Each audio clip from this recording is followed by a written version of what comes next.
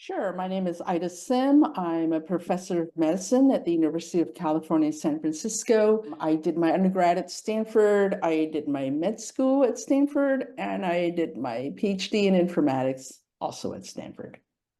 Wow, that's really impressive. So, how did you get interested into research in the first place? I was interested even in high school in genetics. And when I got to undergrad, I did a biology degree, and I thought I would be a genetics researcher because, at that time, this was the 80s. Genetics was like, the key to life. So I thought I would do research in genetics, but I think I did a lot of humanities coursework in university. And I felt like I needed something more than just going to a lab and studying something which is very removed from humans and from human society. And so I decided I would go into medicine because, you can do anything in medicine. You can research genetics, you can research, rats, you can research people, you can do policy, you can do, you can travel the world as an infectious disease doctor, like you can do anything. So I thought that was good. I'm interested in so many things, and it seemed like it would open a lot of doors without closing ones that I didn't want closed. So, could you give us a quick overview of your research in terms understandable to a high schooler? I do many different kinds of research. I'm interested primarily in evidence. So that's like clinical trials, for example. How do you tell whether one drug works and not another? So that's called the randomized clinical trial. So these are experiments that you do, on real people and in the real world to find out things about the treatment of individual patients. And it turns out that that's really hard to do. And it's really hard to take that kind of result from a clinical trial and really apply it to a particular patient. There are many, many trials, right? 10,000, 15,000 trials are published every week or something like that. There's no human way you could keep on top of it. And I was really interested, back when I started medical school, I was interested in how people became good doctors. And part of it is knowing the evidence, and part of it is sort of applying the evidence. And there's a clinical judgment to how you do diagnosis and how you do treatment. And I was really interested in that. And this was around the time that AI was coming on the scene. This is early AI. It's not like generative AI like now. This is the early 90s. And I was really interested in how the computer could help us manage evidence and knowledge and data, and how can that help us make better decisions in clinical care. So that's been the big, big issue that I've been interested in my research career. Started off with a PhD in informatics to represent clinical trials. So that's knowledge representation and ontologies and, logic computing, that kind of computing. Way before neural networks, and then got funded in that, and then switched to mobile health and data from sensors, and how do you collect data from sensors and put it together, electronic health record data, and how do you use that to help support patients and taking care of people. So I have many different types of research that I do. It's not one type, which makes my career kind of hard to explain, honestly, but a tremendous amount of fun. And every piece does come together in the end, but it sounds all over the place, which it kind of is, but I wouldn't have had it any other way. That sounds really interesting. So, kind of piggybacking off of that, what do you enjoy most about research? The intellectual freedom. I get to frame really, really interesting problems. I get to ask problems that I think are worth answering. I can use whatever methods I like to address them. And sometimes there are, a standard randomized trial. Sometimes it's building a new kind of software platform. Sometimes it's policy. I've worked at the World Health Organization and designed a global policy on trial registration. So I think it's the freedom, the scope. I work with amazing people, really people that I really admire. And in terms of work-life balance, a research career, at least in the way that I have it, is very flexible. That's really important because I like to be home when I'm home, and the ability to have some agency over your own life, whether in what you work on, when you work, where you work, who you want to work with, has been amazing. So everything about both the content and the format of a research career, I think really matches what I like and what I want. That sounds really nice. So, what's one of like the biggest challenges that you faced in research, and also how did you overcome it? I think a big challenge in research, the way that it's done in America, is it's grant funded research, right? So you can do research in a company, and I randomly pick a like Genentech. Okay, I have nothing to do with Genentech, but let's say you're a researcher at Genentech. Well, Genentech would pay you, and you would do research that the company tells you to do, or you have perhaps some agency to choose what kind of research you want to do, and Genentech says okay, and they pay you. In a university setting like where I am, I want to do research, I write a grant and I submit it to NIH or NSF, and then you wait 9 months to get a score, and then it's a no, and you like 9 months has gone by, and you don't have any money. And in biomedical research, we're often on what's called soft money. So I see patients 10% of my time, and I'm supposed to get enough grants to pay 90% of my salary. Okay, so I am basically unemployed with no income unless I get a grant. And the grant success rate when I first started was about 40%. It's now down to somewhere about 15 or 20% success rate, which means you have to submit 5 grants before you get one that's funded. But you're supposed to pay 90% of your salary. So if you add that up, there's a lot of stress. It's hard to submit a lot of grants and not get them funded, and you just keep spinning your wheels, writing more and more grants, and then maybe you get a grant that got funded, but it got funded because it isn't exactly what you want to do, but it was fundable, and so then you juggle a lot of balls to keep getting funded. I was very successful. There was one time when I really had no money coming in, and it was just exactly the time that I went to the World Health Organization, took my whole family to Geneva, got paid for, came back, and the grant got funded. So I don't know, that just worked out perfectly. It is very, very hard to juggle all those balls and keep getting funded is very hard. Yeah, that sounds really scary. It is. So, what person or mentor in your field has made the biggest impact on you? Well, that is a tough question. I think we have different mentors for different aspects of our life at different times in life. I would say Ted Shortliff, who's really a giant in the field of medical informatics, has been a huge mentor. So there's a difference between a mentor and a sponsor. A mentor is somebody who advises you, partners with you, supports you, answers your questions, maybe is a model to follow.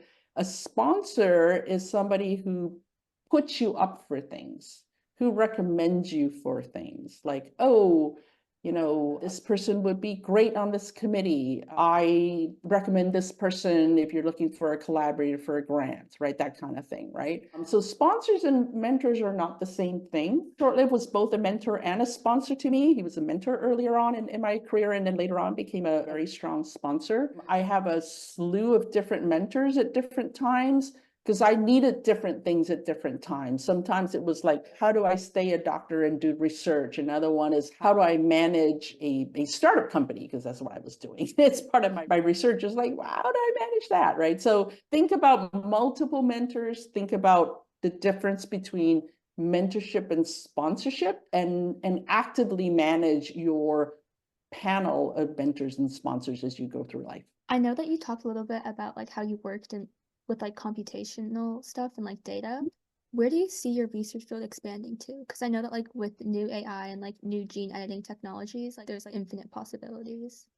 Yeah, so 2 years ago, I made a pivot. So before 2 years ago, I was doing 10% clinical work, and then I was doing research, and my research was in data sharing, applying computation to sensor data integrated into clinical care, that kind of thing. 2.5 years ago, I was asked to start a new graduate program. It's a program on computational precision health, so it's applying computation to healthcare and public health.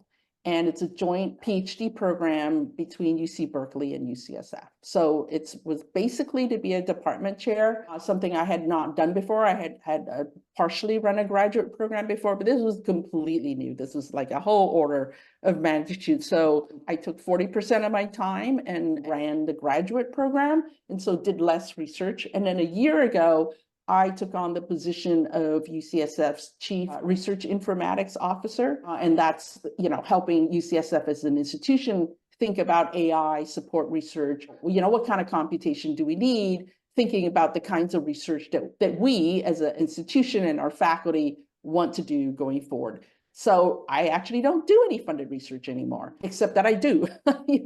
There's still opportunities. And so I work with faculty. And in fact, just today, there was an opportunity where I'm not going to be the PI anymore, full investigator, the lead science researcher, but I still have a lot of ideas for doing research. And so the opportunity today was to talk to a potential partner donor to think about how we deploy AI and computation to change the way we do clinical care, right? So how do we use AI to support patient self-care? How do we bring in data and analyze the data in a way that helps me take better care of patients, right? So broadly speaking, how do we bring in digital technologies in a way that is private and secure, and the data can be used by multiple clinics, right? So all sorts of those questions that I've been working on for a long, long time. Now I partner with other people who are going to do the research. And then in my role as Chief Research Informatics Officer, I'm going to build the infrastructure, both technical and also administrative and programmatic at UCSF, so we can do that kind of research and then show the rest of the world how that research can be done. And I think that's the way I'm going to have impact now, is not just through the particular research project that I do, but enabling whole new kinds of research that we have needed to do that we have not been able to do. That's really cool. So, like going back to like the beginning of your career, what were like some basic lab positions, or like where did you start, like when you first entered research?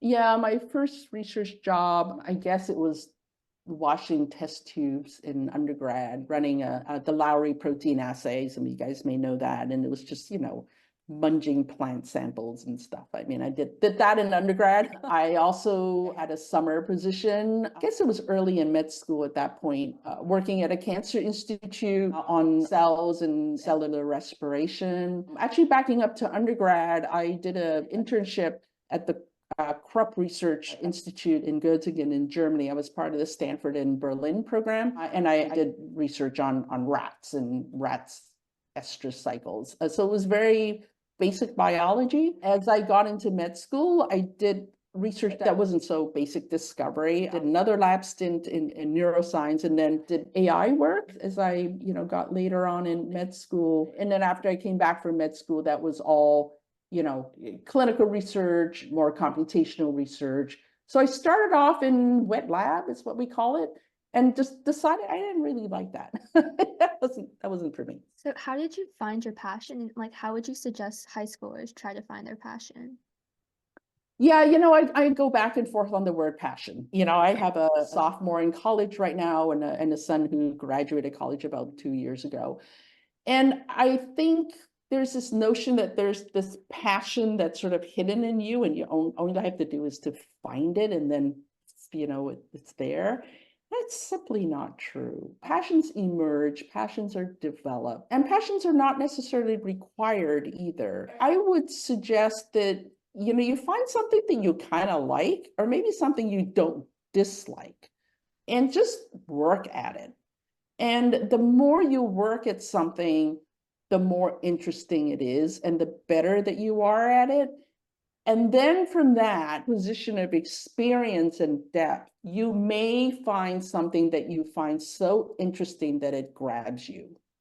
I don't know whether it's passion, whether it's an emotional thing or an intellectual thing or whatever, but I think that we have too high of a bar when we say, do you have a passion, or how do you find your passion? Because I think it makes it seem like there's this fixed thing, and it really isn't. There are multiple passions in one's career and one's life.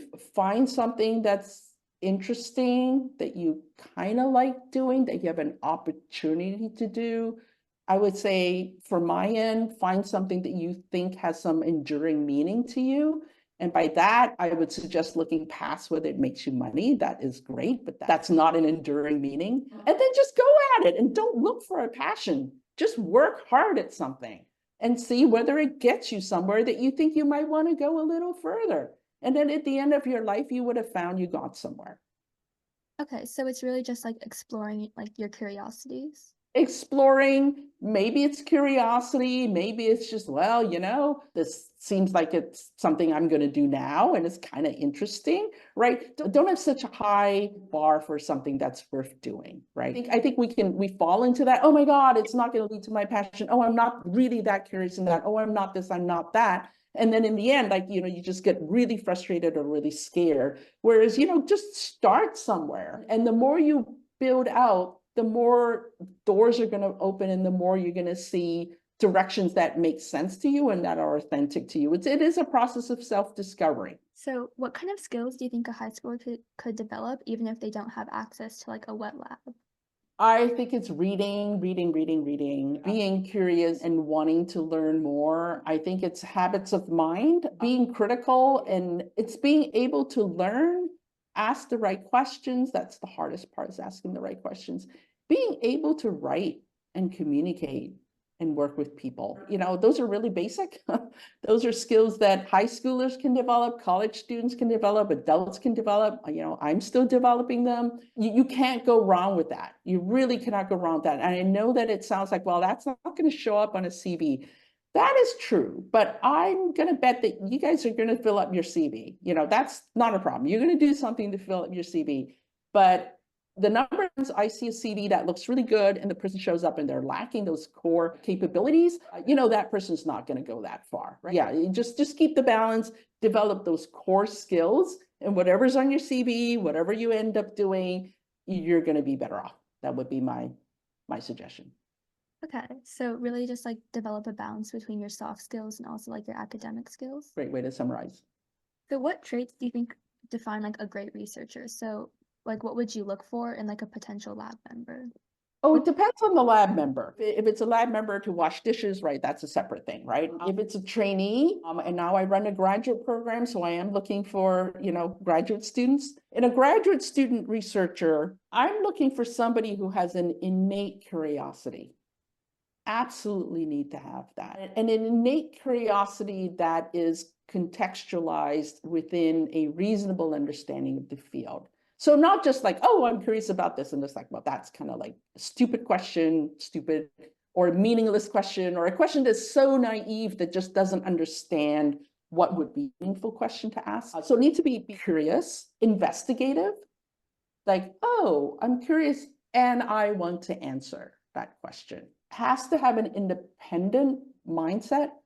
I am going to do it and I will do it myself. I think that's really important. The skill to ask the right question is absolutely critical. You don't have to have that coming in. And then I think resilience. I don't know, things don't work. You ask the wrong question, the methods don't work. You really have to know why you're doing it. It has to fit into the story of your life. Why are you doing it? Not because your parents told you, not because you think you're really smart, so you should get a PhD. Like that, those are not good enough. You have to have that intrinsic desire to want to ask questions and answer them and be resilient to that. So that's what I would look for in a graduate student. In a faculty researcher, it is a methodologic skill, being able to be a very crisp thinker, but primarily what I look for is the ability to frame a question and to ask the right questions. Ask the right questions, frame it properly, apply the right method to it. And, all three of those have to make sense, because otherwise you're just like asking the wrong question or using methods that aren't going to get you, the kind of answer that's important. So that's what I would look for at the faculty level. Like for our final question, what's some advice that you would give to a high schooler who's looking to get into research? I guess you need to find an internship. And I think for those who are interested in the sort of biomedical research, that's, I think, pretty easy. There are a lot of labs around that take high school students. Computational research, I think that's also pretty easy, right? There are companies or like there are opportunities for high schoolers. If you want to do research in other fields, like in ecology or in, veterinary medicine or in policy or in the social sciences or education, I think that's much, much harder. And even though I think there's a lot of research to be done in those fields, it seems like the hard sciences are the ones that are more easy to get a research position in. So yeah, as a high schooler, I would look for internships, look for opportunities in school. Yeah, I'm sure some schools have after school clubs and stuff like that. So that you want to get into a college where you have had some of that experience in asking questions and being, not too independent, just a little bit independent in terms of what that process is like of framing a question and using a method to answer a question. So some experience around that would be really good. Okay, so high schoolers should just like try to build their like experience early. That's a really fraught question for me. I think high schoolers having, two kids having gone through this, I think there's a big focus, understandably, on buffing your resume so you can get to college. I think you should enjoy your child and be curious and learn and develop your mind. And I think we ask too much of students to, buff up your resume, though I totally understand that. Take time to find out what you really like and take a lot of different courses and maintain your balance. It's really easy to just go whole hog on doing everything for that, for that common app. I know the drive is the pressure is really high, but do try to have some balance.